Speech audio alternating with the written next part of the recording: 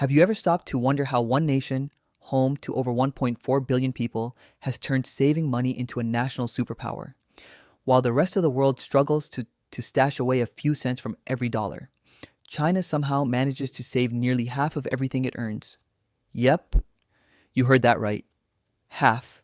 I'm young, and I've spent years digging into money psychology, personal finance systems, and wealth behavior around the world, but nothing, and I mean nothing, prepared me for what I discovered when I started studying how Chinese families manage money. If you've ever dreamed of escaping the paycheck to paycheck cycle, grab a seat, because this might just change the way you think about money forever. Let's start with a mind blowing number. The average Chinese household saves about 36% of their income. That means for every $100 earned, $36 goes straight into savings. Meanwhile, here in the US, most people are thrilled if they manage to save $5 out of that same 100. That's not just a small gap, it's a financial canyon. And this isn't a short-term trend. China's gross savings rate has averaged around 46% since 1952. Think about that. Over 70 years of wars, recessions, and massive social shifts. Yet Chinese families have stayed consistent savers. During their peak saving years, around 2008, the rate even crossed 50%. Imagine saving half of every paycheck. Your financial worries would disappear faster than free donuts at an office meeting. Now, this isn't some government-mandated miracle or cultural myth. There are real people making this happen, like Wang Shenai, a 32-year-old woman from Nanjing who became famous for saving 90% of her income. She lives on just 10%. And after 9 years, she owns not one but two apartments in one of China's most expensive cities. No crypto bets, no lottery luck, just consistent, deliberate saving. When her story went viral, over 500 million people viewed her interview. 500 million. Imagine that many people tuning in for a story about saving money. That tells you something profound. In Chinese culture, financial discipline isn't just admired, it's aspirational. So, what's the secret sauce? Is it ancient wisdom, cultural conditioning, or a unique financial formula that the rest of us missed? It's actually a bit of all three, but at the heart of it lies a concept that sounds extreme to Western ears: the 10.1 rule. The idea is simple: spend only 1 yuan for every 10 you earn. In other words, save 90%. Yes, it sounds insane, but that's the beauty of it. Even if you fall short and only manage to save 50%, you're still outperforming nearly everyone else. This approach isn't about deprivation, it's about rewiring your financial mindset. When you grow up believing that living on 10% is normal, every spending decision becomes a test of value. That $6 latte suddenly feels like a luxury that eats up half your daily budget. But the 10-1 rule is just the opening act. The real game changer is something known as zero-based budgeting. It's shockingly simple, but brutally effective. At the start of each month, you give every dollar you earn a specific job. Not a single cent goes unassigned. Rent, food, transport, all get their category. But here's the twist. Savings come first. In the West, we tend to save what's left after spending. In China, they spend what's left after saving. It's a small shift that changes everything. When saving is your first priority, it stops being optional. It becomes a habit. Imagine earning $4,000 a month. You decide to allocate $1,000 to savings right off the bat. Now you've got $3,000 left for everything else. Suddenly, you start thinking creatively, cutting waste, planning meals, walking instead of driving. It's not about restriction, it's about taking control. This mindset kills one of the biggest wealth destroyers in Western culture: lifestyle inflation. You know, that sneaky phenomenon where every raise disappears into treat yourself spending. Chinese families flip the script. They channel raises into more savings instead of more stuff. It's a different financial philosophy, one built on discipline, foresight, and long-term peace of mind. If you think saving half your income means living like a monk, think again. Chinese families don't see saving as punishment, they see it as freedom. That's one of the most misunderstood aspects of their financial philosophy. At the core of this mindset lies an almost surgical distinction between needs and wants. In many Western countries, marketing has blurred that line beyond recognition. We need the latest phone, need the weekend getaway, and need the upgraded car. But to most Chinese families, those are wants dressed up as necessities. Let's take smartphones as an example. You need a device that calls, messages, and connects to the internet. But do you need the titanium frame, 4-lens super camera model that costs an entire paycheck? Probably not. A Chinese saver would buy a reliable, mid-range phone and put the difference into investments. That extra $800 isn't a gadget upgrade, it's future freedom money. This mindset doesn't mean they never spend on pleasure. They absolutely do. But it's strategic spending. When they splurge, it's on something that provides long-term value. A coat that lasts a decade, a laptop that helps with work or education, or a trip that strengthens family bonds. Every purchase is filtered through a question most Americans never ask. How long will this bring value to my life? That brings us to another secret weapon of Chinese saving culture: delayed gratification. Western culture constantly tells you to treat yourself, to seize the moment, to live for today. China teaches the opposite lesson: wait for the right moment. That patience, both cultural and psychological, creates a massive advantage. While impulsive spenders drain their savings for instant happiness, disciplined savers build wealth that multiplies over time. They don't chase dopamine hits, they chase stability. And there's another crucial piece of this puzzle: debt avoidance. In China, borrowing is viewed with suspicion, not as a financial tool. Credit cards, car loans, and personal debt are seen as traps, ways of mortgaging your future for something fleeting today. Want a car? Save for it. Want a vacation? Plan and pay in cash. If you can't afford it today, that's a sign you need to wait, not swipe. This cultural aversion to debt reshapes the entire financial landscape. It removes monthly payments, eliminates interest costs, and keeps anxiety low. Think about that. No car payments, no credit card bills, no student loan collectors. When your paycheck arrives, it's truly yours. Compare that to the average American household, which carries nearly $9,000 in credit card debt. That's thousands of dollars every year going to banks instead of savings accounts. Imagine how fast your wealth would grow if that money stayed in your pocket. But China's saving power isn't just about avoiding debt, it's also about what they invest in. And here's where it gets fascinating. Education is considered the single most powerful investment a family can make. Chinese parents don't see money spent on schooling as an expense. They see it as compounding capital. Every dollar that improves a child's education is viewed as a guaranteed return that will last generations. Think about it this way. If you invest $100,000 in your child's education and that helps them earn an extra $50,000 a year for 30 years, that's $1.5 million in lifetime returns. That's not just being a good parent. That's a portfolio level ROI that Wall Street would envy.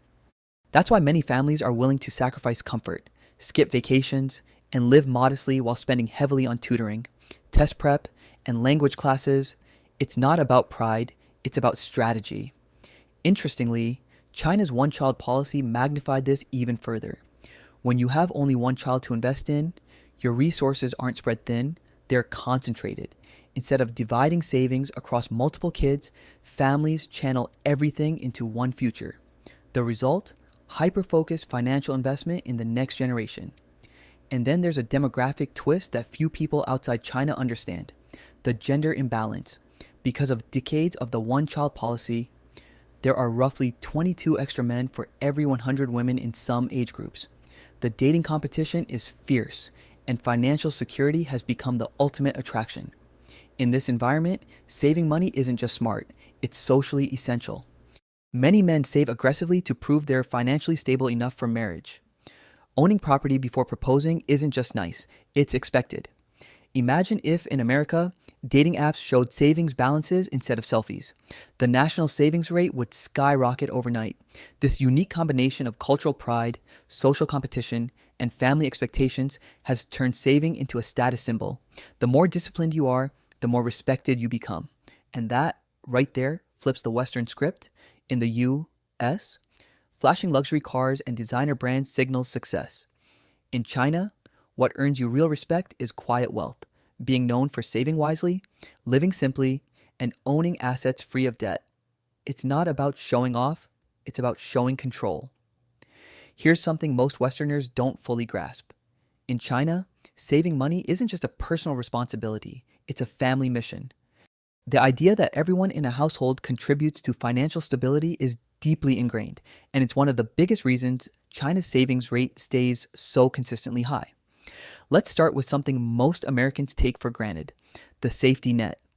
In the U.S., people rely on Social Security, unemployment benefits, Medicare, or insurance when life goes sideways. In China, those safety nets are thinner and often unreliable. That means financial security depends primarily on you and your family. When you know there's no government safety cushion, saving stops being optional, it becomes survival. Chinese families save for retirement, healthcare, and emergencies because they have to. The system trains people to prepare for uncertainty. Every dollar saved is a buffer against the unknown. Medical expenses alone drive this behavior. In the US, you might pay a few $1,000s for an emergency, but in China, a serious illness can financially devastate an entire household. So families save as if their lives depend on it because, in many cases, they do. But what's fascinating is how this necessity transformed into a cultural strength. Over generations, financial caution evolved into a source of pride. Saving isn't viewed as fear, it's viewed as wisdom. And this mindset starts early. Chinese children grow up hearing their parents talk openly about money, not in whispers, but as part of everyday conversation. While many American families treat money as a taboo topic, Chinese households are incredibly transparent. Everyone knows the family's income, expenses, and savings goals. This level of financial openness creates something powerful: shared accountability. When a teenager understands that skipping one family meal out can move them closer to a tuition goal, they don't feel deprived, they feel empowered. It's teamwork, not secrecy. Compare that to the Western approach, where money talk is often hidden behind closed doors. Kids grow up hearing stress, argument, or confusion about finances.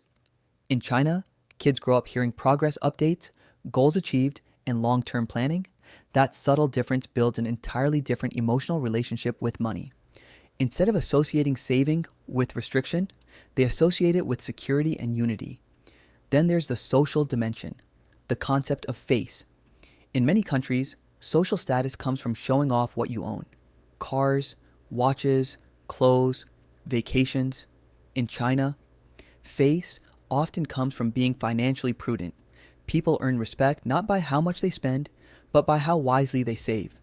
Imagine a world where your neighbors admired you more for driving a paid-off 10-year-old sedan than for leasing a new BMW. That's how it works in China. This social reward system makes saving contagious. When your peers, co-workers, and relatives all respect financial restraint, you feel motivated to do the same. Peer pressure becomes a positive force. And Chinese families have developed systems to make saving automatic and effortless. Many stick to structured routines that remove daily decision fatigue. They shop at the same markets, cook similar meals, and follow predictable weekly patterns. This consistency reduces temptation and spending uncertainty. They've essentially automated frugality. While Western culture praises freedom of choice, the constant variety often leads to decision exhaustion. And with it, impulsive spending.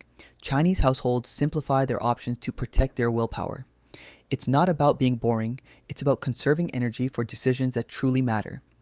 Another key component of their success: finding joy in simplicity. Instead of relying on expensive entertainment, Chinese families often find happiness in low-cost activities: home-cooked dinners, walks in public parks, board games with friends, or watching community performances. These aren't compromises, they're lifestyle choices that align happiness with affordability. When joy doesn't depend on consumption, your financial resilience skyrockets. You're not just saving money, you're building contentment that inflation can't touch. And when life throws a curveball, like job loss or a recession, families with these habits barely flinch. Their happiness isn't tied to luxury, it's tied to connection and security. This cultural resilience compounds across generations. Parents teach kids the discipline they practice themselves. Savings habits become family legacy.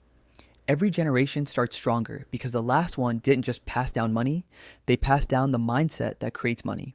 It's this compounding effect that economists call intergenerational financial literacy. In China, it's not just a theory, it's a way of life. And here's something even more powerful. Many Chinese families treat their financial progress like a business plan. They meet regularly, review budgets, track expenses, and evaluate investments like a company reviewing quarterly reports. Every transaction is logged, every expense justified, and every surplus reallocated. It sounds intense, but it's actually liberating. When you know exactly where your money goes, uncertainty disappears. That mysterious, "where did it all go?" feeling that haunts so many Western bank accounts, It doesn't exist here. With full awareness comes full control, and with control comes peace. Here's what makes Chinese saving culture so fascinating. It's not just about numbers, percentages, or spreadsheets. It's about psychology, identity, and purpose. In the West, we often hear that money can't buy happiness. In China, they understand something more nuanced. Financial stability creates peace of mind, and peace of mind is happiness. While Americans chase short bursts of pleasure, shopping sprees, weekend getaways, impulse purchases, Chinese families build a foundation that protects them for decades. It's not that they reject enjoyment, it's that they want enjoyment that lasts longer than the receipt. This cultural difference is everywhere, from how they talk about money to how they plan their lives. Around the dinner table, Chinese parents discuss savings goals, real estate options, and education plans openly. It's a topic of pride, not tension. Kids grow up knowing exactly how the family's money works and what role they play in the plan. That transparency builds trust. It also builds accountability. When everyone in the family knows the goal, like saving for a home, a child's education, or an emergency fund, every decision becomes part of a shared mission. Buying a cheaper phone, cooking at home, or skipping a luxury trip doesn't feel like sacrifice. It feels like teamwork. Contrast that with the average Western household, where money is often a source of stress, secrecy, or conflict. Parents hide bills from kids, spouses argue over spending, and families rarely talk openly about financial goals. The result? Confusion, emotional tension, and a chronic sense of never being ahead. Chinese households flip that narrative. Money is a family project, not a personal burden, and that mindset completely transforms behavior. When everyone has visibility, it's harder to waste money and easier to celebrate progress. Many families even make saving into a game, setting milestones, tracking progress charts, rewarding each other when goals are met. Saving stops feeling like deprivation and starts feeling like winning. This gamified discipline explains how China sustains such high saving rates decade after decade. They've created emotional rewards around saving, not spending. But it's not just about emotional habits, it's about practical structure too. Chinese families often operate on what we'd call a household ledger system. Every yuan is recorded, categorized, and reviewed. They might not use fancy financial apps, but they're precision rivals corporate accounting. This method eliminates one of the biggest enemies of wealth, mystery spending. You know that feeling when you check your bank account and think, wait, where did all my money go? Yeah, that doesn't happen in a Chinese household that tracks every transaction. Because here's the truth, you can't control what you don't measure, and Chinese savers measure everything. Now, before you think all this sounds robotic or joyless, here's the surprising twist. This discipline actually creates freedom, not restriction. When your finances are under control, you don't live in fear of bills, layoffs, or emergencies. You live with clarity, purpose, and confidence. That's why, even though the average Chinese person might live more simply, they often feel more secure, and that security is worth more than any luxury brand. So how can you apply these lessons without moving halfway across the world? Start small, but start today.